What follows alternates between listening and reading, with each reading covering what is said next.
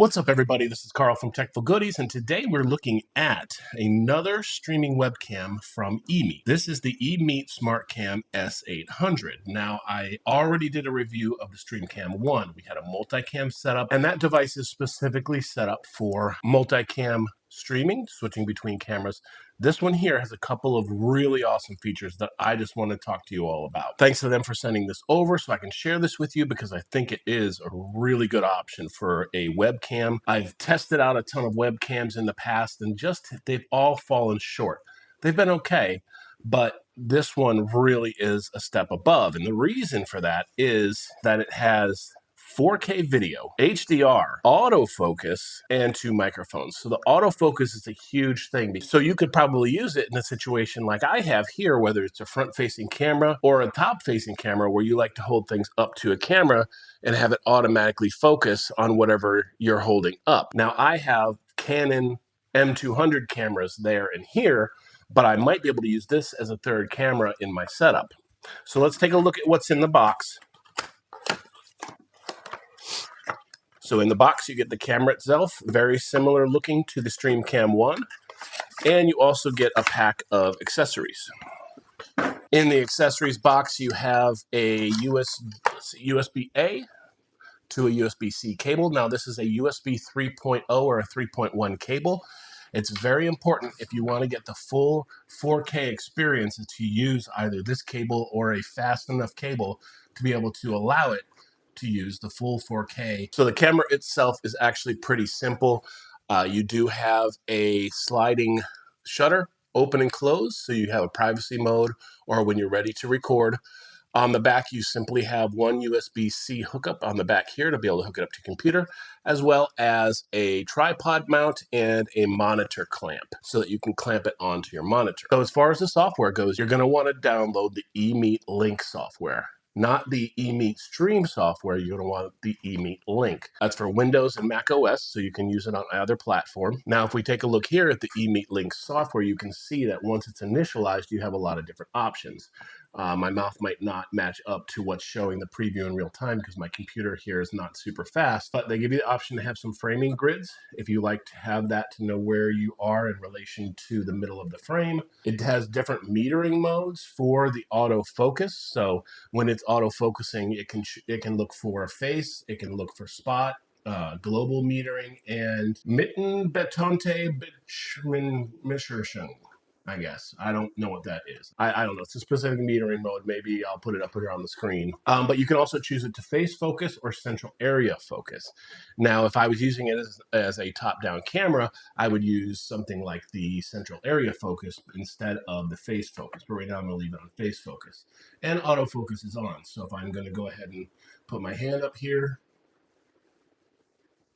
So if I'm going to show you something like this. So see how it focuses in fairly closely and the quality that you get out of the camera, and the back becomes a little blurry. And if I pull it back out, it's going to immediately start focusing back on my face. You do have a zoom ability, and then you have a whole set of video settings here. You have HDR, if you want to use that, different filtering modes, standard, portrait, object, vivid, bright. If I change that, you'll start to see the way that it changes, the way it's interpreting the scene. If I want it to be bright in a darker lit area, you can see that. I'm just going to leave it here because you can come down and customize it.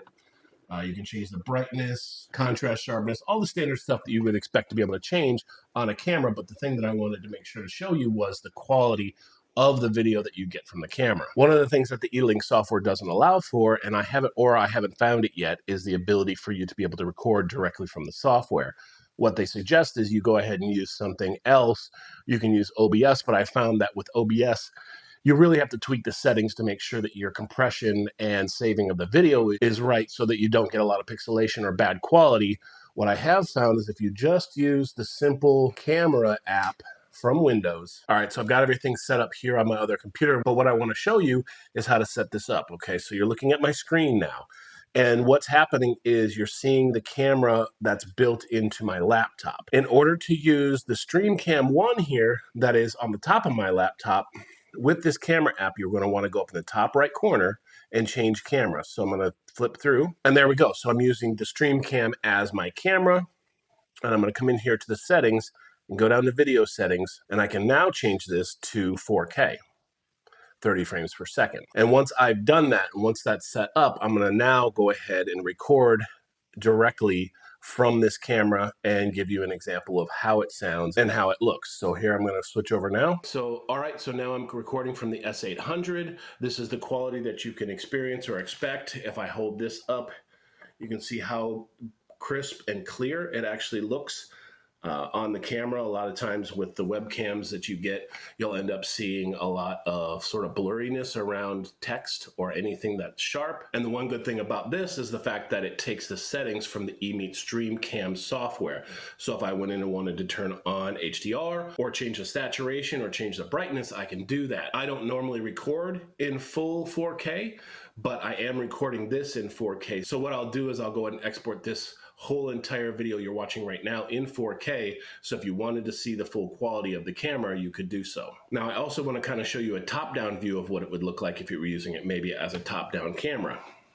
All right, so this is now recording from the top-down camera, and you can see my desk here like you normally see. I think in this particular case, I would go ahead and change some of the color settings to make sure that everything looks good and is the right color. But if I'm showing you something like this Altoids tin here, I can go ahead and bring it up closely here or bring it down here. So again, even smaller text, if I want to bring this kind of up here, you can kind of see the quality that you're getting there and bring it back down.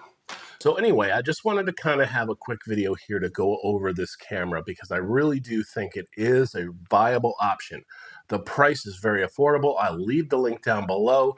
Make sure you check it out if you're looking to get into YouTube or streaming or using this for work, for teleconferencing. The quality that you get is just phenomenal. I'm very surprised just by the results that I'm seeing here and the ability to tweak it and get it even better if I want to based on my environment. Hope this helped you out. Give me a like, subscribe. I'd love to see you back. But until next time, this is Carl from Technical Goodies, and I'm out.